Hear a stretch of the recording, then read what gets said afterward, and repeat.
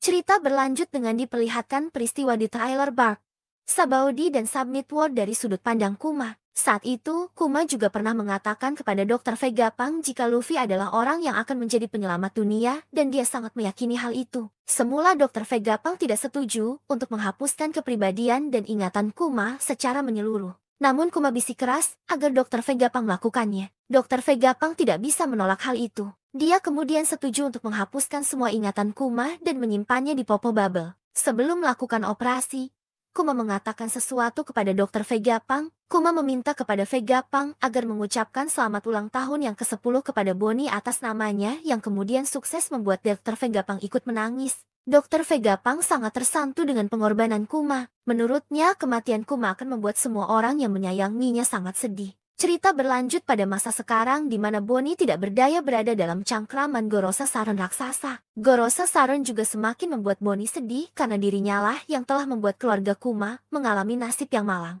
Sehingga membuat Bonnie semakin membenci Saron. Fakta lain juga terungkap jika ternyata Gorosa Saron pernah melakukan uji coba atau suatu eksperimen terhadap Juribani di masa lalu. Sehingga terungkap jika semua kekuatan yang dimiliki oleh Bonnie saat ini adalah hasil dari eksperimennya. Bonnie semakin membenci Saron dan terus berusaha melawannya dengan semua kekuatannya. Namun sayang Bonnie sudah tidak sanggup lagi menghadapi Saron saat ini. Di tengah-tengah kebimbangan Bonnie, tiba-tiba semua menjadi kacau setelah sosok Kuma datang di tengah-tengah pertempuran itu. Saron yang melihat hal itu juga sangat terkejut. Kuma tidak bisa dihentikan oleh siapapun di sana. Kemudian Bonnie menyadari jika ayahnya telah datang dan terus memanggil ayahnya tersebut. Saturn sangat terganggu dengan kebisingan itu dan melempar Bonnie hingga Bonnie terjatuh. Kuma yang melihat hal itu kemudian segera meraih Bonnie dan melindunginya dari serangan Saron selanjutnya. Kuma sangat marah melihat Saron, dan hal itu sukses membuat Saron sangat heran sekaligus terkejut melihat apa yang telah Kuma lakukan. Saron dan juga Vegapunk sangat kebingungan karena melihat Kuma masih bisa bergerak bebas padahal tombol save di Stark telah ditekan.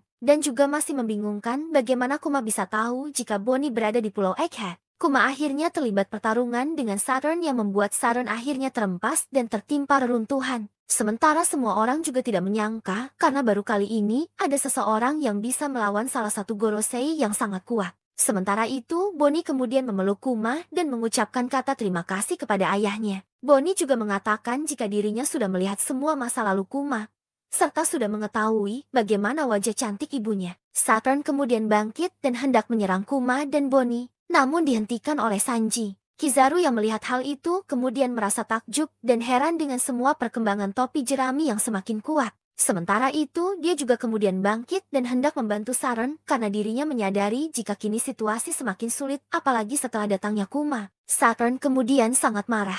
Dia kemudian mengatakan jika pulau itu telah mengancam seluruh dunia dan harus segera dihancurkan beserta semua isinya. Saron juga memerintahkan semua armada perang untuk segera membidik dan menghancurkan semua jeti abu atas nama keadilan. Diperlihatkan Saron dengan wajah menakutkan. Saron yang sangat marah dan sangat mengutuk mereka yang telah menjadi pengkhianat, yaitu Kuma dan juga seorang bajak laut yang bisa membangkitkan kekuatan kuno dewa yaitu Luffy. Situasi di Pulau Egghead semakin memanas setelah Saron marah besar dan ingin segera menghancurkan pulau tersebut.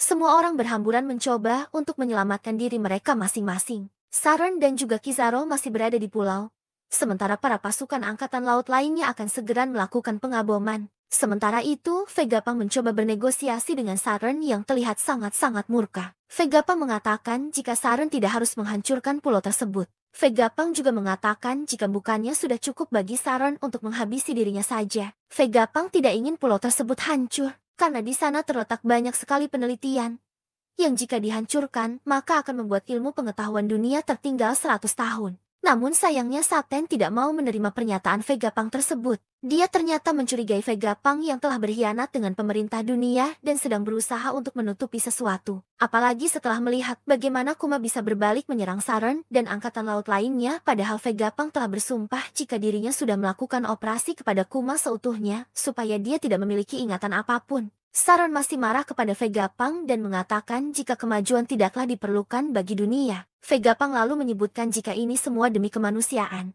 Namun sayangnya Saron masih saja tidak peduli dan tidak mau menghentikan pengeboman. Vegapunk semakin terpuruk, apalagi setelah Saron mengatakan jika dirinya telah melenyapkan kapal yang membawa beberapa orang yang lolos dari Egghead kemarin. Saran beranggapan jika bisa saja salah satu di antara mereka ada yang mengetahui rahasia mengenai abad kekosongan, sehingga dia kemudian menghancurkannya juga. Saran mengatakan jika semua itu terjadi karena kesalahan Vegapunk juga yang telah menyerat mereka dalam hal ini. Sudah menjadi ancaman dan peringatan bagi siapa saja jika mereka yang melanggar hukum karena melakukan penelitian untuk menggali masa lalu, maka mereka akan segera dilenyapkan oleh pemerintah dunia. Saat ini, semua angkatan laut berhamburan naik ke kapal dan siap untuk proses pengeboman kapal. Di tengah-tengah suasana yang kacau itu, Sanji menyuruh yang lainnya untuk segera menaiki roket vakum dan segera meninggalkan tempat tersebut. Sementara itu, Vegapunk juga masih bersitegang dengan Saturn dan terus mengelur waktu. Sementara Bonnie menanyakan bagaimana dengan Vegapunk yang kemudian dijawab oleh Sanji jika jangan mengkhawatirkan hal itu. Rombongan dari Atlas dan juga Frankie yang membawa Kuma dan Bonnie pergi menggunakan roket malah gagal karena digagalkan oleh Kizaru dengan menggunakan serangan Emano Marukumo. Oleh karena kejadian itu, Kuma dan Bonnie akhirnya keluar dari lintasan. Saturn yang melihat hal itu kemudian memerintahkan yang lainnya untuk segera menargetkan mereka. Dia juga berteriak dengan sangat kuat seakan mengejek Kuma yang telah bertindak sangat bodoh karena mengorbankan seluruh hidupnya untuk menyelamatkan putrinya tersebut. Vegapunk yang melihat hal itu hanya bisa mengatakan dalam hatinya jika setelah dirinya mendengar jika Bonnie telah menjadi bajak laut. Dia selalu berpikir jika skenario terburuk bisa terjadi. Pasifista tidak akan segan menghabisi nyawa meski Kuma adalah ayahnya. Di sisi lain perangkatan laut lainnya yang tengah menemukan keberadaan Luffy segera bergegas untuk menangkapnya. Luffy nampak sangat kekenyangan dan mengatakan jika dirinya sangat kekenyangan. Lalu memperlihatkan suatu adegan mengerikan di mana marinir melihat jika beberapa kapal mereka hancur oleh sekelompok orang yang tidak dikenal. Belum diketahui siapa sekelompok orang tersebut. Para marinir mengatakan jika mereka akhirnya gagal menangkap kapal yang melarikan diri dan harus segera melaporkannya kepada Kizaru. Ada sebuah kapal yang mencoba mampir ke pulau masa depan dengan menghancurkan beberapa kapal marinir dengan maksud yang belum jelas. Di kapal besar tersebut ada sedikit percakapan yang disampaikan. Itu benar-benar terjadi persis seperti yang kita lihat di koran. Sementara di tempat Luffy berada, saat ini sedang dikepung oleh pasukan angkatan laut di making machine yang perutnya besar karena sangat banyak memakan makanan. Para marinir ini kebingungan melihat dia dan ada beberapa yang bilang dia langsung mencerna semua makanan itu. Kita bisa dimakan juga kalau kita terlalu dekat.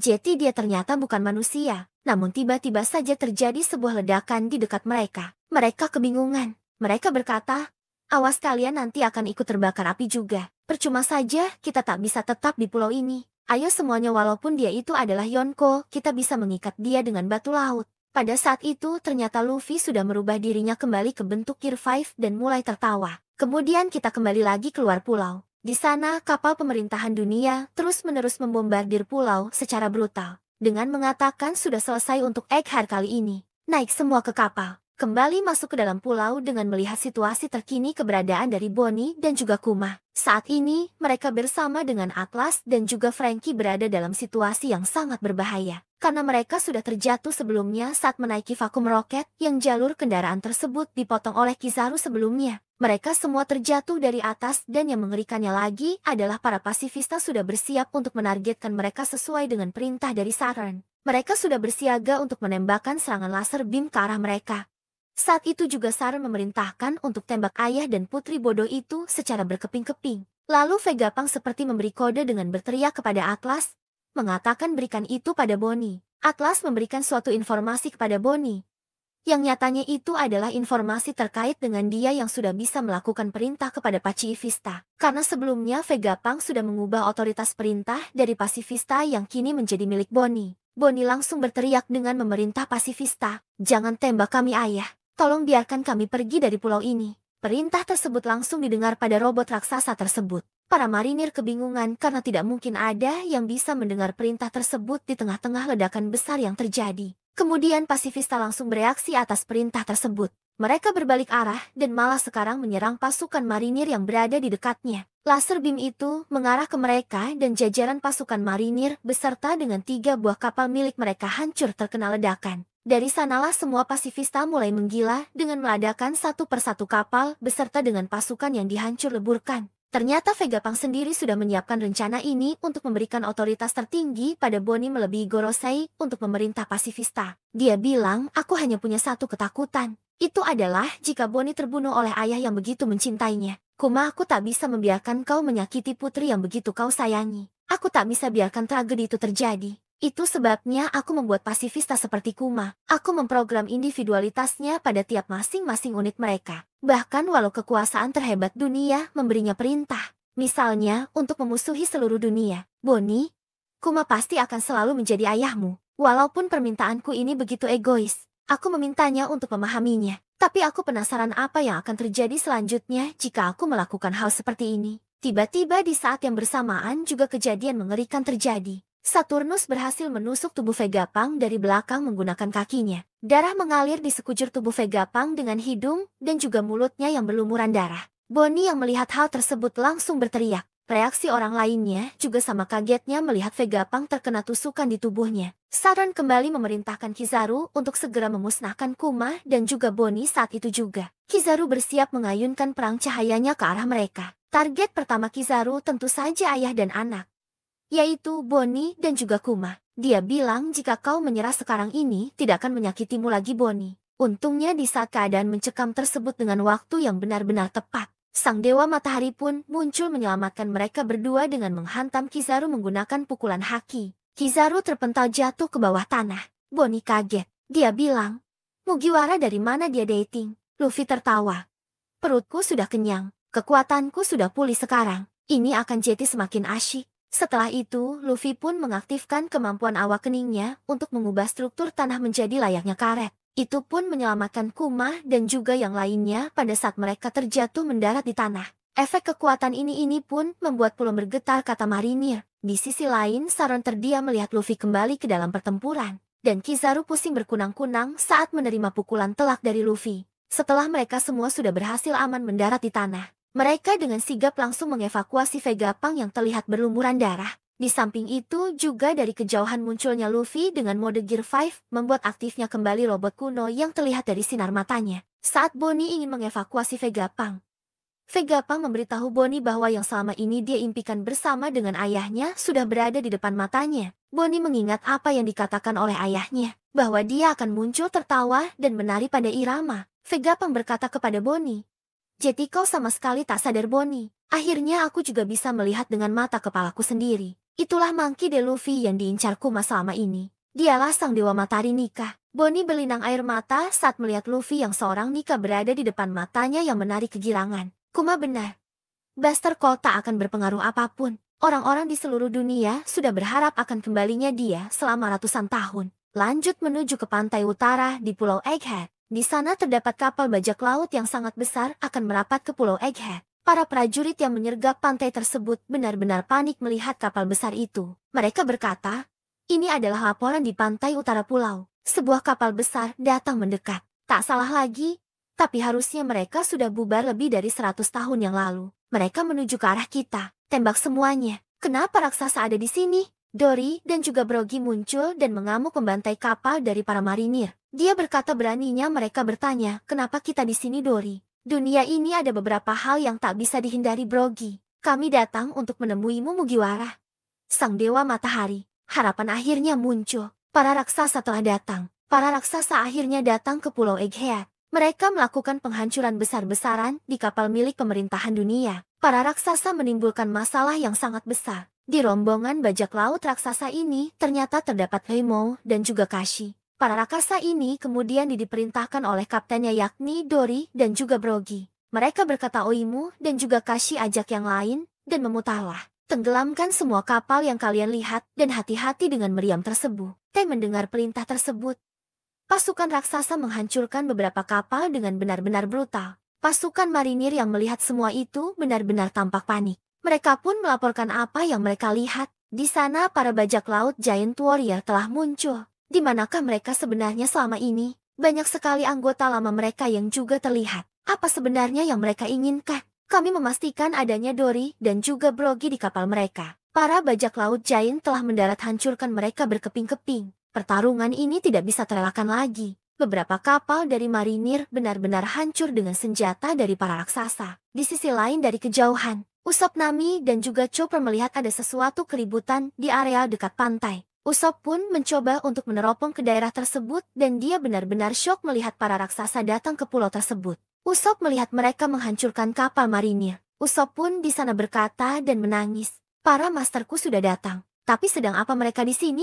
Itu Master Dory dan juga Brogy. Aku kira kita tidak akan melihatnya lagi di Elbaf. Nami kemudian berkata bahwa aku juga bisa melihat Heimo di juga Kashi. Aku yakin mereka lewat Little Garden untuk menjemput ketua mereka. Kemudian diceritakan tentang perjalanan dari bajak laut raksasa ini. Dahulu dunia ini diteror oleh grup besar yang dipimpin oleh dua kapten yaitu Dory dan juga Brogy. Kru dari mereka bubar setelah terjadi perselisihan.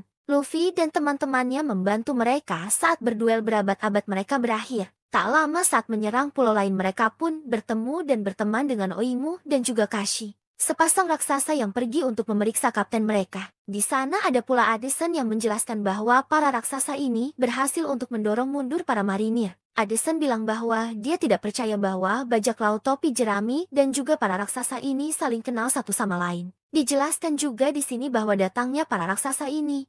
Mereka tahu dan mendengar kabar di koran. Karena pihak Angkatan Laut merekrut banyak orang untuk operasi ini. Jadi tentu saja berita ini pasti akan masuk ke koran. Usopp kemudian menjelaskan bahwa mereka ke sini bukan untuk berperang. Mereka datang ke sini untuk menolong kita. Jadi kita harus segera menyelesaikan persiapan kita. Setelah itu kelompok dari Nami pun mendapat telepon dari Brook dan juga Lilith yang menjelaskan bahwa mereka berdua dengan Thousand Sunny akan segera ke lokasi mereka. Di sini Brook selalu enjoy dan juga relax menikmati keadaan genting. Bahkan dia sambil minum teh. Lilith mengatakan bahwa kepala tengkorak ini memang sepertinya benar-benar kosong. Di sisi lain, Jinbe saat ini berupaya untuk menuju ke lokasi dari Roronoa Zoro berada. Dia menjemput Zoro karena waktu pelarian sudah semakin menipis. Di lokasi pertempuran antara Zoro pun masih berlangsung bertarung sengit melawan Lucci. Zoro bilang, "Kau kuat juga. Tapi aku sedang buru-buru. Waktunya kita menyelesaikan ini." Lucci menjawabnya, "Hanya yang menang yang bisa berbicara begitu Roronoa. Krumu menunggumu bukan? Kalau begini kau hanyalah jeti beban. Kru bodohmu itu tak akan bisa selamat jika mereka tak rela mengorbankan tangan demi tubuhnya. Jeti menyerah sekarang akan lebih membantu mereka. Menunggu untuk songgok mayat itu juga percuma." Zoro pun menjawabnya, "Kau bicara seperti kau yang mengendalikan pertarungan ini." Beralih ke pantai timur di Egghead. Para pasifista yang diperintahkan oleh Bonnie terus mengamuk menghancurkan beberapa kapal perang dari marinir. Dilaporkan bahwa sekitar 30 dari kapal kecil dan sedang sudah tenggelam. Yang lebih mengerikannya lagi, pasifista tak henti-hentinya untuk menyerang menggunakan lasernya. Kemudian ada sosok wakil admiral dengan dagu yang banyak, yang bernama Red King. Dia memerintahkan para pasukan untuk menarik mundur kapal yang kecil dan memajukan formasi kapal perang. Para marinir tentu tidak tinggal diam. Mereka juga menembakkan Marion mereka ke arah pasifista, dan beberapa pasifista juga tumbang. Red King bilang bahwa pemandangan yang menyedihkan. Tak kusangka kita para marinir harus menembak ke senjata kita sendiri. Beralih ke posisi dari Luffy dan juga Bonnie berada. Sosok dari Nika sudah dilihat oleh Bonnie yang dimana Nika sedang menari di udara. Di sana kemudian ada percakapan menarik antara Bonnie dan juga Luffy. Luffy bertanya, "Kenapa kau menangis?" Bonnie bilang, "Mana mungkin aku tak menangis, dasar bodoh. Aku sudah lama sekali mencarimu." Luffy menjawabnya dengan santai, "Tapi bukankah dari tadi aku di sini?" Bonnie pun mengatakan, "Tapi aku tak tahu kalau kau itu adalah Nika." Luffy bingung. "Apa itu Nika? Dan pukulan lembek macam apa yang kau pakai tadi?" Bonnie bilang, "Aku tadinya mau pakai pukulan besar lantur sepertimu. Kalau memang lembek, kenapa kau tak tunjukkan bagaimana yang seharusnya? Pukul si tua bangka itu demi Vegapunk agar kita bisa pergi segera dari sini." Saturn bilang, "Kecoa macam apa kalian? Tak berhak hidup di dunia." Luffy akan mempraktikkan cara memukul yang benar dari Bonnie. Namun pada saat dia mempersiapkan pukulannya, Saturn menyerangnya dengan menggunakan kekuatan matanya. Efek serangan yang dihasilkan tentu membuat kepala Luffy sedikit terpental dan sedikit mengeluarkan cairan merah. Luffy kemudian berteriak, "Kau akan membayar karena telah menyakiti teman-temanku." Luffy akhirnya mengeluarkan teknik terbarunya, Gomu Gomu no Don Gatling. Pukulan Luffy bertubi-tubi menghajar wajah dari saat Saturn yang mengeluarkan banyak sekali darah. Itu langsung dilihat oleh Bonnie, Kuma dan juga Vegapunk. Efek serangan tersebut mementalkan Saturn ke runtuhan bangunan. Setelah itu, Franky pun memerintahkan Bonnie untuk segera pergi dengan menggunakan sepatu roket di bawah kakinya, yang fungsinya harusnya masih bisa bekerja jika kita masih di dalam pulau. Bonnie kemudian mengajak Vegapunk pergi, namun di sana sang profesor itu menolak.